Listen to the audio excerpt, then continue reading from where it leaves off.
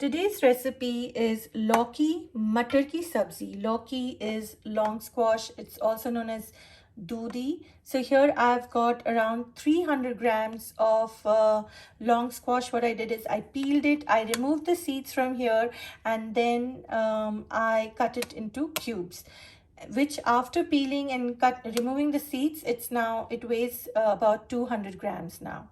Here I have got about 1 cup of frozen peas, but if you have fresh peas, please go ahead and use that. Here I've got 1 tomato. This weighs around 150 grams and it's a medium sized tomato. Here I've got 2 small onions, which were about 100 grams each, and this is now 200 grams of onions in total. These are red onions. Here I've got 1 black cardamom, also known as badi elaichi. Here I've got a teaspoon of cumin seeds, also known as Zeera. Here I've got about 2.5 tablespoons of freshly homemade garlic paste with a little green chili, probably half a green chili. So I've got this, which I will be using for the recipe. Here I've got just a 1/4 cup of mint leaves, which I will chop later on to add to this recipe. Here I have got 1 teaspoon of roasted Zeera powder, also known as cumin powder. Here I've got 1 teaspoon of curry powder. Now if you don't have curry powder, you can also use garam masala powder. Now if you don't have either, you can skip this completely. Here I have got about 1 teaspoon of turmeric powder, also known as haldi. Here I have got Kashmiri red chili powder. This will add color to my recipe, but it won't add spice. Here I've got regular chili powder, which is about half teaspoon of red chili powder. This is as per your spice level, so both I've got half teaspoon each. Here I've got salt as per taste, and I will also be using ghee for this recipe. So let's start making Lauki Mattar ki sabzi. I will also be using this coconut powder, which is around 2 tablespoons. I will add water to this coconut powder and use it in my recipe. To a warm pan, add some ghee.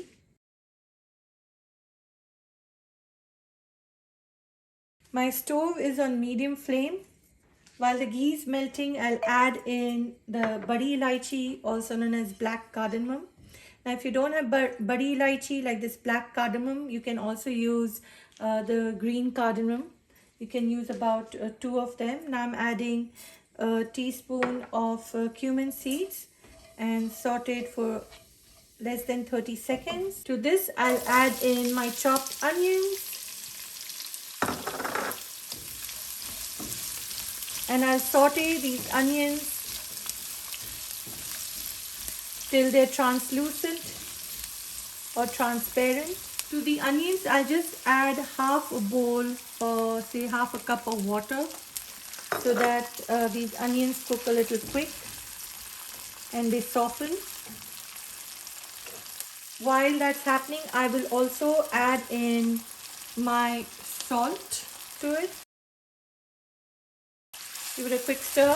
While the onions are cooking, I'll also add in my frozen peas. Occasionally stir the onions and peas. Water from this onion and peas has almost dried out. You can see there's ghee here around the surface of the pan. Now at this point of time, I will add in my garlic paste. Give it a quick stir.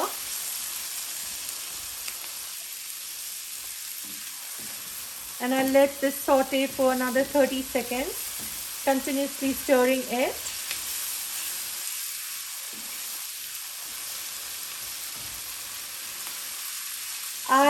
I don't add the dry spices at this time because I don't want the spices to burn. So I will be adding the spices after I add the tomatoes. Now I will add in the chopped tomatoes. Give it a quick stir. I want these tomatoes to cook till the ghee from this separates from this entire mix of onions, peas and tomatoes. until the tomato become a bit pulpy, and after that I will move on to my next step. Right now I'm going to lower my flame to a little low to medium instead of medium, because I need the tomatoes to cook well. Occasionally stir while all this is cooking, because you don't want this mixture to stick to the bottom of the pan or even burn. So I've lowered my flame to low to medium, as you can see.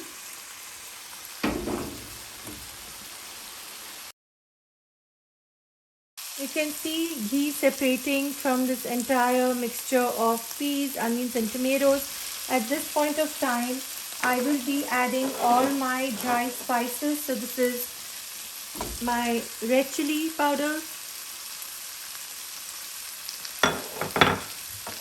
plus roasted Zeera powder and curry powder and turmeric powder. Now, if you don't have curry powder, you can use garam masala powder, but if you don't want to use curry powder or garam masala powder, you can most certainly skip it.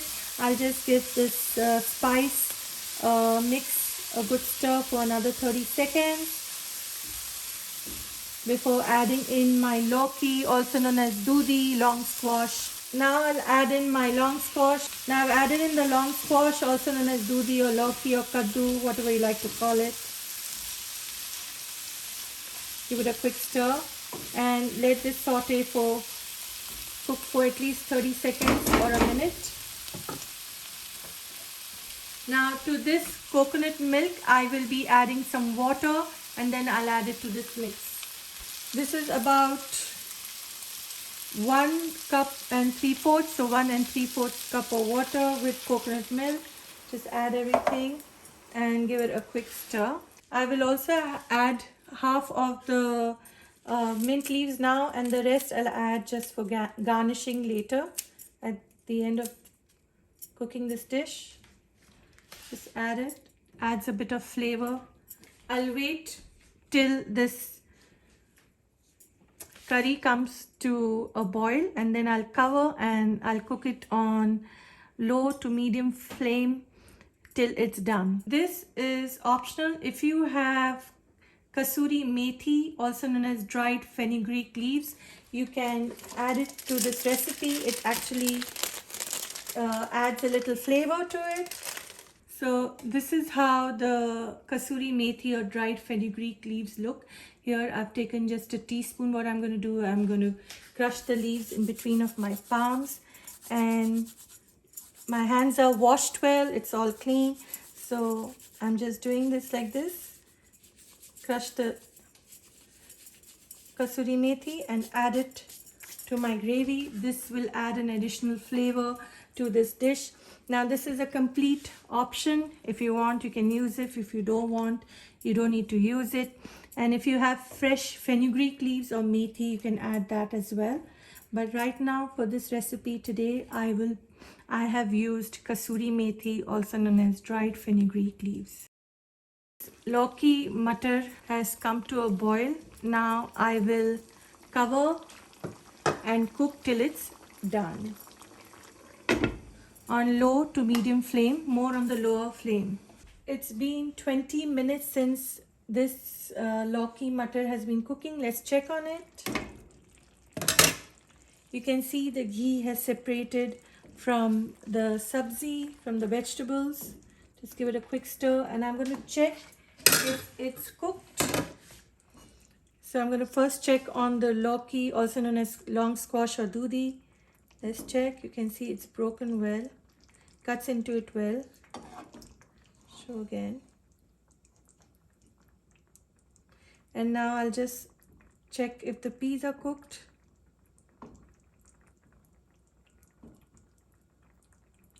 You can see if I just do that, press the pea down, and it's cooked. This Lauki Mattar sabzi is ready to serve. You can serve it with your choice of parathas or rice. Please comment, like, share and subscribe to my channel. Please click on the bell icon for notification of my latest videos. And thank you for watching. Enjoy!